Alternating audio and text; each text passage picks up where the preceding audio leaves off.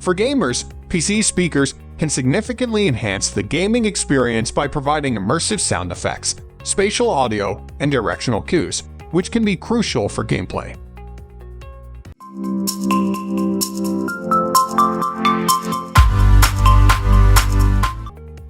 Number 1. We have Logitech Z407.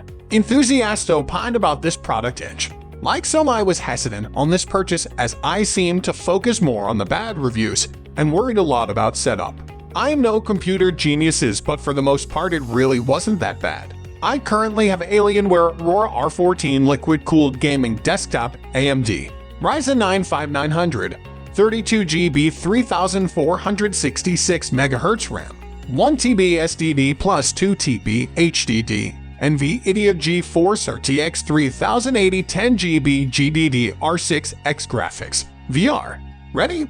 USB-C, Windows 11 Home. I only use it for flight sims, especially X-Plane 11. From the beginning I had no issues at all with my system detecting the Reverb G2V2, and setup was as simply as following the directions during the entire setup process. Now it did take some time to tweak the headset to my liking for X-Plane 11. More trial and error, but that's all thanks to finding a ton of helpful YouTube videos to really get the best out of what my system could do. I am new to VR, so I have had no prior experience. I did have to tweak some computer settings to get the best performance. Everyone's computer is different unless you have the exact same setup as me. The graphics are amazing through the headset. Side note, I did receive the G2V2.1. Some have said it's not, but they must have gotten a bad seller or just really bad luck. I ordered mine 3 weeks ago and just got the unit about a week ago. Number 2. SteelSeries Arena 9. The enthusiasts opined about this product inch. Cables are roughly 6/8. This is for a personal gaming computer, not a living room surround sound. Rear speakers wirelessly connect to system for data, but they connect to each other via an RCA type connector, and one has a power cable. I use 120, but I think you can power with USB-C also. Front speakers connect to subwoofer, including center with a proprietary connector or RCA. Subwoofer connects to computer via a USB cable. Might need a longer cable or a USB extender. Front 2 satellite speakers have RGB lights, helps my eyes strain in the dark. You can download software from SteelSeries to set up the lighting however you want, many timing patterns or solid colors. Control pod / puck is intuitive and practical, plugs into subwoofer. Subwoofer has a power cord. Sound quality is good, but not the best in the industry. If you don't need surround sound, consider elsewhere. The thing I'm not too happy about is how the volume highs and lows are very dynamic, meaning as soon as a scene gets intense, the sound volume explodes. You can tweak this with a smart volume setting in the software you can download from SteelSeries. It's basically normalization, but it didn't work that great to me. There are probably other softwares that help you normalize sound too, but who wants a bunch of software that is prone to cause even more complications? Note that most media on the web is not surround sound. Games are usually the ones that matter, like FPS. Some content on Netflix and YouTube are, but even content that you think should be surround sound on these type of platforms doesn't play in 5.1. There is an option on the control puck for surround sound 5.1 upmix, but all it does is play the same thing on the rear speakers as are on the front, and it causes some reverb, room echo type mixing to make it more like surround. But it isn't real surround sound. Not a big deal though.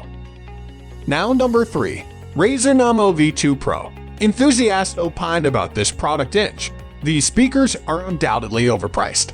The premium brand tax you are paying for these is borderline egregious. However, if you can stomach the price, they truly are great sounding speakers.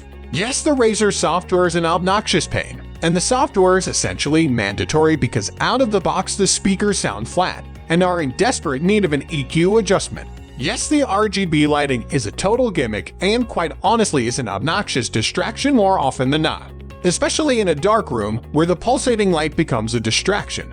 But where it's most important, the sound, these speakers are absolutely tremendous. Got them as a gift from my wife, and the bass is really heavy in a good way. You get great, deep bass notes without any shaking / rattling, at least on carpet. The speakers themselves are full ranged and have great sound at all volumes. There are no sacrifices here. High, mid, and low range all sound great. It is immediately obvious that these speakers are a class above the vast majority of what's available on the market.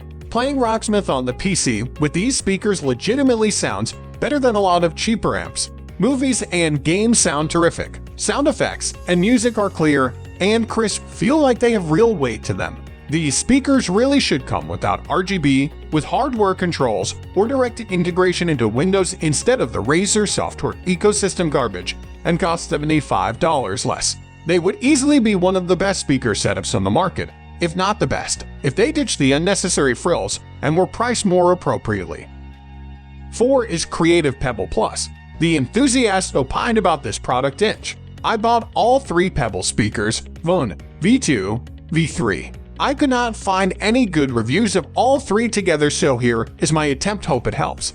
My background: I love music, perform live regularly, and own speakers from Definitive Tech, Mirage, HSU Research, etc. VONE very transparent sounding top end. Airy, open, detailed aren't immediate words, they come to mind. These speakers nail this sense of air-inch on tracks like Eric Clapton scene, Unplugged. It does so in a way that is honestly shocking for the $18 I paid. These qualities evoke the appropriate emotional reaction to certain music like Norah Jones, as the piano notes float inch in the sound stage the way they should, and the brushes on the snare have the right shimmer.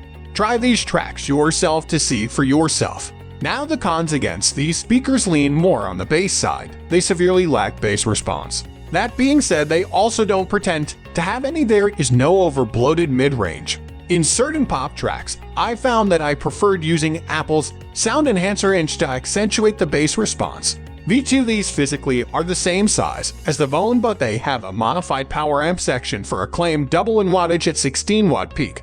They also include a high gain/low gain switch on the bottom of the right speaker. They sound good in both high gain/low gain. The high gain mode has a clear bump in the mid-range. You can hear how the high power amp pushes those mid frequencies.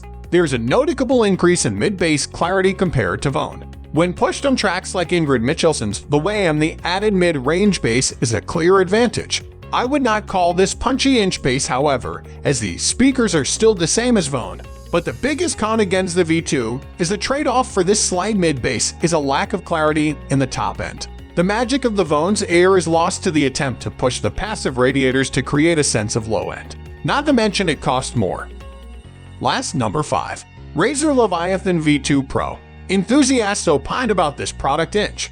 Bought this to replace my original Leviathan that suddenly quit working. Had it for years. I use it for my home computer for daily use in gaming. Sounds great. Followed the instructions exactly, and it works perfectly right out of the box. Best part, for me, is it doesn't have that annoying auto shut off like the original version. I'm by no means an audiophile, so I can't speak to that in this review. But for my everyday gaming, videos, and some music, it's perfect for me. In gaming, I can hear whether something is coming from the left or the right, and in-game sounds and combat sounds are perfect.